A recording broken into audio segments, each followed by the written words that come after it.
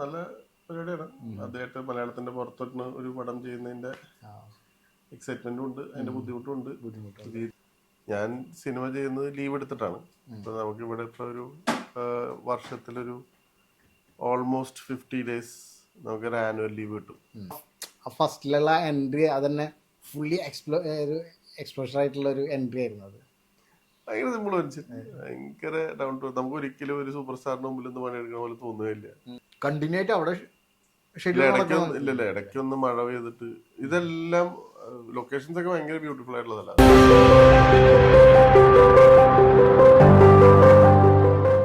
നമ്മിൽ നിന്നുള്ള താരങ്ങളെ പരിചയപ്പെടുത്തുന്ന ജസ്റ്റ് റൈറ്റ് മീഡിയയുടെ ചാറ്റ് ജസ്റ്റ് റൈറ്റിലേക്ക് എല്ലാ കൂട്ടുകാർക്കും സ്വാഗതം. ഇന്ന് നമ്മോടൊപ്പം കൂട്ടുകൂടാനായിട്ടുള്ള താരം നമുക്ക് എല്ലാവർക്കും സുപരിചിതമായിട്ടുള്ള ഒരു താരമാണ്. മലയാള സിനിമയിലെ നിറസാന്നിധ്യം. മലയാളത്തിൽ നിന്നും അന്യഭാഷാ ചിത്രങ്ങളിലേക്ക് വരെ അദ്ദേഹത്തിൻ്റെ കലാവൈഭവം ഇപ്പോൾ നീണ്ടുപോയിട്ടുണ്ട്. കൂടുതൽ വളച്ചേട്ടലില്ലാതെ നമുക്ക് ആളെ നിങ്ങൾക്ക് പരിചയപ്പെടുത്തി തരാം. ആട് 2, ചുരുളി, അതുപോലെ ഈയിടെ റിലീസായ വാലിബൻ എന്നുള്ള ചിത്രങ്ങളിലെല്ലാം നമ്മെ ത്രസിപ്പിച്ച ഹരിപ്രശാന്ത്. നമുക്ക് അദ്ദേഹത്തെ നമ്മുടെ ഷോയിലേക്ക് സ്വാഗതം ചെയ്യാം. ഹരിചേട്ടാ, ചാറ്റ് ജസ്റ്റ് റൈറ്റിലേക്ക് സ്വാഗതം. Thank you. എന്തൊക്കെയാണ് വിശേഷങ്ങൾ? സുഖം, പണി, ചൂട്ട്, പോയിക്കൊണ്ടിരിക്കുന്നു. ഫുൾ ചാർട്ടഡാണ്. അങ്ങോട്ട് ഷട്ടിലടിച്ചോണ്ടിരിക്കുകയാണ്. ട്രാവൽ ചെയ്ത് അഭിനയിക്കുന്ന കാരണം അതിൻ്റെതായ ചില ബുദ്ധിമുട്ടുകൾ നമ്മൾ തന്നെ കുറച്ചായി പിടിക്കാൻ വേണ്ടി നോക്കണം, പക്ഷെ എനിക്ക് കിട്ടുന്നില്ല. ലാസ്റ്റ് ഷെഡ്യൂള് കുറച്ച് തിരക്കായി പോയി. എങ്ങനെ ഉണ്ടായിരുന്നു? വളരെ നല്ല പരിപാടിയാണ്. അദ്ദേഹത്തെ മലയാളത്തിന്റെ പുറത്തോട്ട് ഒരു പടം ചെയ്യുന്നതിന്റെ എക്സൈറ്റ്മെന്റും ഉണ്ട്, അതിന്റെ ബുദ്ധിമുട്ടും ഉണ്ട്. രീതികൾ വ്യത്യാസം, ഭാഷ പിടിക്കാൻ ക്യാച്ച് ചെയ്യാൻ. ഭാഷ പിന്നെ കുഴപ്പമില്ല, നമുക്ക് എന്തെങ്കിലും പഠിച്ചൊക്കെ ചെയ്യാന്ന് അറിയാം. പക്ഷെ അവരുടെ മൂവി ചെയ്യുന്ന രീതികളൊക്കെ വ്യത്യാസം ഉണ്ടാവും. നമ്മള് മലയാളത്തിൽ ഒരു ദിവസം 2 സീൻ എടുക്കുമ്പോൾ അവിടെ ഒരു ദിവസം 2 ഷോട്ട് എടുക്കുള്ളൂ. അപ്പൊ അതിങ്ങനെ പെർഫെക്ഷൻ നീണ്ടുപോകുന്നു, ഇങ്ങനെ കാര്യങ്ങളൊക്കെ. അതെ, പിന്നെ ഇപ്പോൾ നമ്മുടെ പ്രേക്ഷകർക്ക് വേണ്ടിയിട്ട് ഹരിചേട്ടൻ ഒക്കെ ഒബ്വിയസ്ലി എല്ലാവർക്കും അറിയുന്ന ഒരു വ്യക്തിത്വമാണ്. എന്നാലും ഹരിചേട്ടനെ ഒന്ന് നമ്മുടെ പ്രേക്ഷകർക്ക് വേണ്ടിയിട്ട്, അറിയാത്തവരാരെങ്കിലും ഉണ്ടെങ്കിൽ അവർക്ക് വേണ്ടിയിട്ടൊന്ന് പരിചയപ്പെടുത്തുക. ഞാനിപ്പോൾ എങ്ങനെ എന്നെ തന്നെ പരിചയപ്പെടുക? ഞാൻ ഹരിപ്രശാന്ത്. കുറച്ച് മലയാള സിനിമകളിലും അഭിനയിക്കുന്നു. ഇപ്പോൾ തൽക്കാലം ഖത്തറിലാണ് ജീവിതം. ഇവിടെ ഒരു ജോലിയുണ്ട്. എൻ്റെ കൂടെ സിനിമയും പാരലായിട്ട് കൊണ്ടുപോകുന്നു. എന്നെ ഈ പരിപാടിയിലേക്ക് ഒരു ഇൻ്റർവ്യൂ തന്നതിന് താങ്ക് യു. നമ്മൾ ഒരുപാട് ഷോർട്ട് ഫിലിംസും അതുപോലെ ഫിലിംസും ഒക്കെ ആയിട്ട് ഇങ്ങനെ ഫുള്ളി എൻഗേജ്ഡ് ആയിട്ടുള്ള ഒരു ലൈഫ് സ്റ്റൈല്, അതുപോലെ ഇപ്പോൾ ഇവിടെയാണ് ജോലി ചെയ്യുന്നത്. അപ്പോൾ ഇത് രണ്ടും കൂടി എങ്ങനെയാണ് മേക്കപ്പ് ചെയ്ത് കൊണ്ടുപോകുന്നത്? അത് ചോയ്സസ് ആണ്. അതായത് ഇപ്പോൾ നമുക്ക് ഈ പറഞ്ഞ പോലെ ചില സമയത്തൊന്നും കിട്ടുന്ന എല്ലാ സിനിമകളും ചെയ്യാൻ പറ്റിക്കൊള്ളുന്നില്ല. ഞാൻ സിനിമ ചെയ്യുന്നത് ലീവ് എടുത്തിട്ടാണ്. ഇപ്പൊ നമുക്ക് ഇവിടെ ഇപ്പൊ ഒരു വർഷത്തിലൊരു ഓൾമോസ്റ്റ് 50 days നമുക്കൊരു ആനുവൽ ലീവ് കിട്ടും. ആ 50 days ചെയ്യാൻ പറ്റുന്ന സിനിമ, ഇപ്പൊ മലയാള സിനിമയാണെങ്കിൽ ജനറലി എനിക്ക് 2 സിനിമ ചെയ്യാൻ പറ്റും. 2 സിനിമ വലിയ കുഴപ്പമില്ലാണ്ട് ചെയ്തു പോകാൻ പറ്റും. ഇതിപ്പോ കന്നഡ ആയപ്പോൾ ഇത്തിരി ലെങ്ത് കൂടിപ്പോയി. അത് കാരണം ഈ വർഷം അത് മാത്രമാണ് ഇപ്പോൾ ഷൂട്ട് നടക്കണേ. വേറെ ഒന്നും ചെയ്യാൻ പറ്റിയിട്ടില്ല. ഇപ്പോഴും നടന്നിട്ടില്ല, എപ്പോഴും നടന്നുകൊണ്ടിരിക്കുന്നു. വേറെ 2-3 സിനിമകൾ വന്നത് ചെയ്യാൻ പറ്റിയില്ല. അങ്ങനെ ഈ പറഞ്ഞ പോലെ നമുക്ക് ചിലപ്പോൾ ഭയങ്കര നല്ല സിനിമകളൊക്കെ വരും, ചെയ്യാൻ പറ്റിക്കൊള്ളുന്നില്ല. പറ്റുന്നത് ചെയ്ത് പോവാ, അത്ര അങ്ങനെ പറ്റും. ടീം എടുക്കുക, ടീമിനനുസരിച്ച് ചെയ്യാം. അപ്പോൾ ഹരിചേട്ടൻ്റെ ആ ഒരു ഫുൾ ഫിഗറിൻ്റെ ആ ഒരു എക്സ്പോഷർ കിട്ടിയ ഒരു ഫിലിം എന്ന് പറയുന്നത് വാലിബൻ. അതിൽ ആ ഫസ്റ്റിലുള്ള എൻട്രി അതന്നെ ഫുള്ളി എക്സ്പോഷർ ആയിട്ടുള്ള ഒരു എൻട്രി ആയിരുന്നു. അതിലേക്ക് ആ ഗത സംഭവങ്ങളൊക്കെ ഉപയോഗിച്ചിട്ടുള്ളത്, അതിന് വേണ്ടിയിട്ട് വല്ല പ്രിപ്പറേഷൻ അങ്ങനെ എന്തെങ്കിലുമൊക്കെ ഉണ്ടായിരുന്നു? അതായത് ഇപ്പം എനിക്ക് ആക്ച്വലി ആ സിനിമ എൻ്റെ അടുത്ത് പറയണത് 2000 കുറച്ച് കൊല്ലം മുമ്പാ. അപ്പോഴാണ് എന്നെ വിളിച്ചിങ്ങനെ സിനിമയുണ്ട്, കുറച്ച് സൈസ് കൂട്ടിക്കോളൂ എന്നൊക്കെ എൻ്റെ അടുത്ത് പറയുന്നത് അപ്പോഴാണ്. പക്ഷെ അപ്പം ആ സിനിമ നടന്നില്ല. കോവിഡിന്റെ ഇഷ്യൂസ് ഉണ്ടായിരുന്നു. പിന്നെ എനിക്ക് തോന്നുന്നു ലിജോ അതിൻ്റെ ഒരു മറ്റേ നൻപകൽ നേരത്ത് മയക്കും ആ സമയത്ത് ഷൂട്ട് ചെയ്യുന്നു. അപ്പൊ അങ്ങനെ കാര്യങ്ങളൊക്കെ വന്നിട്ട് അത് നടന്നില്ല. ആ ഷൂട്ട് പിന്നത്തേക്ക് മാറ്റി വെച്ചു. അപ്പൊ എൻ്റെ അടുത്ത് അന്ന് വിളിച്ച് പറഞ്ഞെന്താ വെച്ചാൽ ആടിൽ എത്ര വെയിറ്റ് ഉണ്ടായിരുന്നു എന്ന് എൻ്റെ അടുത്ത് ചോദിച്ചേ. ഞാൻ 130 അടുത്ത് വെയിറ്റ് ഉണ്ടായിരുന്നു.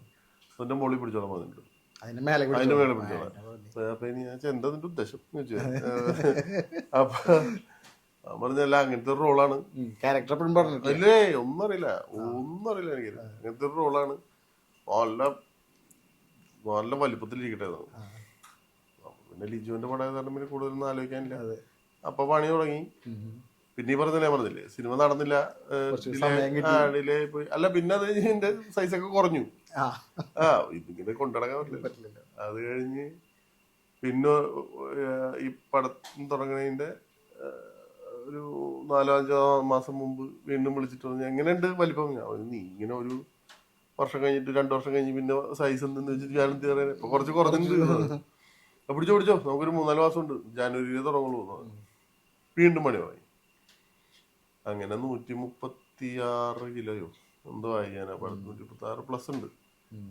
എന്നിട്ട് ലിജോനെ പോയി കാണണമായിരുന്നു ഒരു പ്രാവശ്യം. ലിജോ ഒന്ന് കാണണം എന്ന് പറഞ്ഞപ്പോൾ ആലുവയില് വീട്ടില് ഒരു വീട് എടുത്തിട്ട് താമസിക്കായിരുന്നു. അവിടെ ചെന്ന് ലിജോണ്ട്. അപ്പൊ ലിജോ ഭയങ്കര ഹാപ്പി. ഇത് കൊള്ളാം. അപ്പൊ എൻ്റെ അടുത്ത് പറഞ്ഞു ഇങ്ങനെ ഗദ യൂസ് ചെയ്യേണ്ട ഒരു ആവശ്യമുണ്ട്. ആക്ച്വലി ആ ഫൈറ്റ് സീക്വൻസ് ഭയങ്കര ലോങ് ആയിരുന്നു. 11 മിനിറ്റ്സ് തൊട്ടുള്ള ഒരു ഫൈറ്റ് ആയിരുന്നു ശരിക്കും അവരത് പ്ലാൻ ചെയ്തത്. പക്ഷെ പിന്നീട് പടം ഷൂട്ട് തുടങ്ങിയപ്പോൾ പറഞ്ഞു ഫസ്റ്റ് ഫൈറ്റ് തന്നെ ഇത്രയും ലോങ് ആക്കണ്ട എന്ന് പറഞ്ഞിട്ടാണ് ഒരു ഷോർട്ട് ആൻഡ് സ്വീറ്റ്. മൂപ്പരുടെ ഇൻട്രോ അല്ലേ, ലാൽ സാറിന്റെ ഇൻട്രോ കാരണം ആ ഒരു ഇമ്പാക്ട് ഇരിക്കട്ടെ എന്ന് പറഞ്ഞ് ചെറുതാക്കിയതാ. അപ്പൊ ഞാൻ അതിന് വേണ്ടി ഈ കഥ കറക്കാനും ഒത്തിരി പാടാ സാധനം ഇങ്ങനെ കറക്കില്ലേ. റിയൽ കഥ തന്നെ കേട്ടിട്ടുണ്ട്.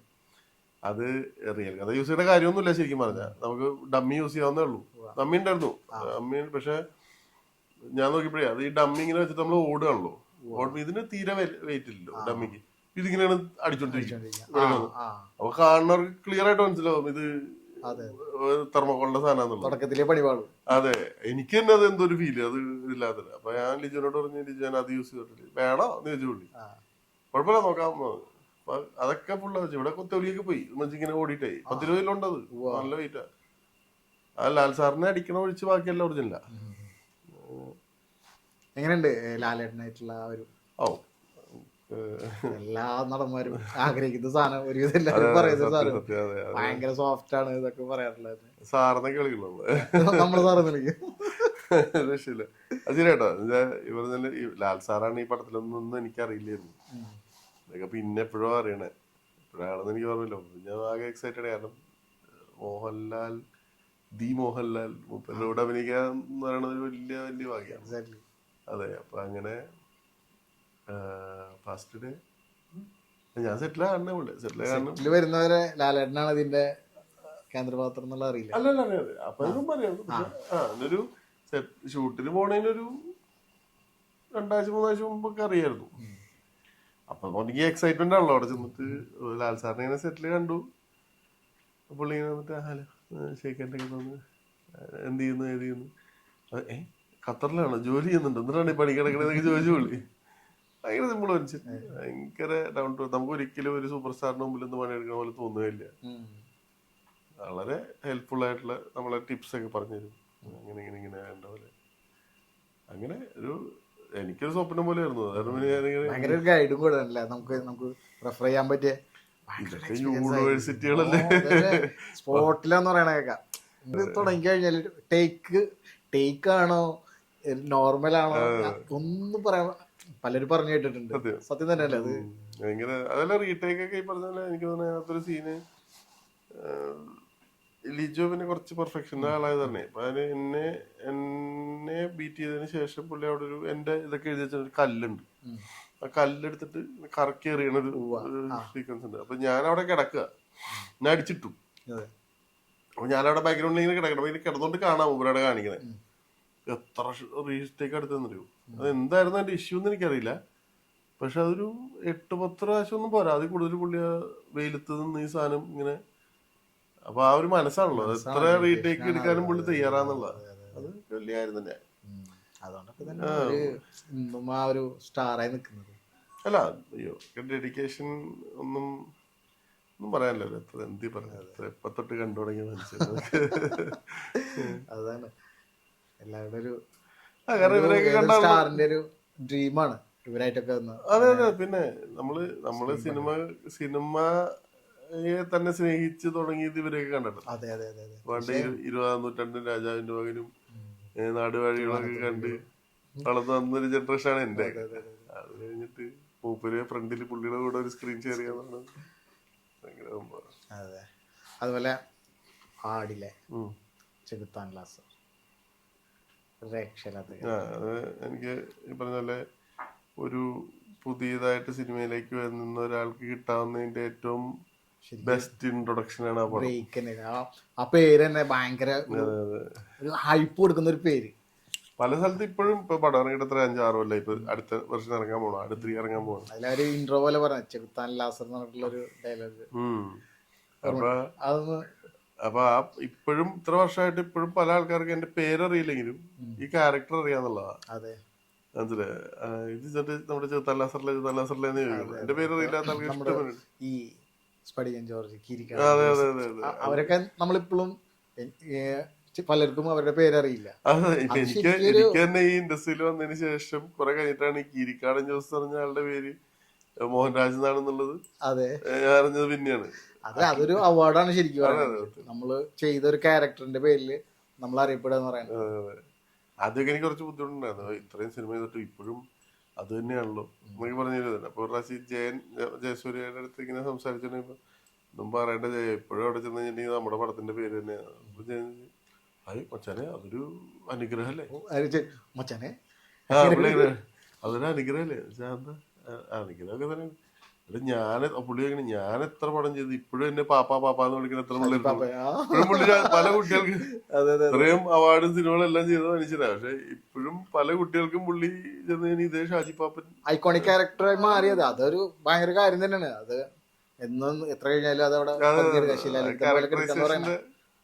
അത് മിഥുന്റെ കഴിവാട്ടോ. മിഥുൻ ഓരോ ക്യാരക്ടേഴ്സിനെ അങ്ങനെ പ്ലേസ് ചെയ്ത് സിമ്പിൾ കോസ്റ്റ്യൂം ആണെന്നുണ്ടെങ്കിലും ആ ഒരു ആ ലുക്ക് കറക്റ്റ് കിട്ടിയിട്ടുണ്ട്. തേർഡ് സ്റ്റാർട്ട് ചെയ്യാണ്, ഏപ്രിലിൽ ഷൂട്ട് തുടങ്ങുന്നുണ്ട്. അതില് ചെറുത്താൻ ലാസർ ഉണ്ടാ? എല്ലാരും ഉണ്ട്. അതെ അടിപൊളി. അത് എന്നൊക്കെയാണ് ഷെഡ്യൂൾ ചെയ്തല്ലേ? ഏപ്രിലിനാ ഇപ്പൊ പറഞ്ഞേക്കണേ. എന്താവുന്നുള്ള അറിയില്ല. ജസ്റ്റ് പറഞ്ഞോളൂ ഏപ്രിലാകുമ്പത്തേക്ക് ഷൂട്ട് ചെയ്യാന്നുള്ളത്. അറിയില്ല, സിനിമ അല്ലേ. അപ്പോഴത്തേനും കാന്താര ഇനി എനിക്ക് തോന്നുന്നു ജാനുവരിയിൽ ഒരു 4-5 ദിവസം ഷൂട്ട് ഉണ്ടെന്ന് തോന്നുന്നു.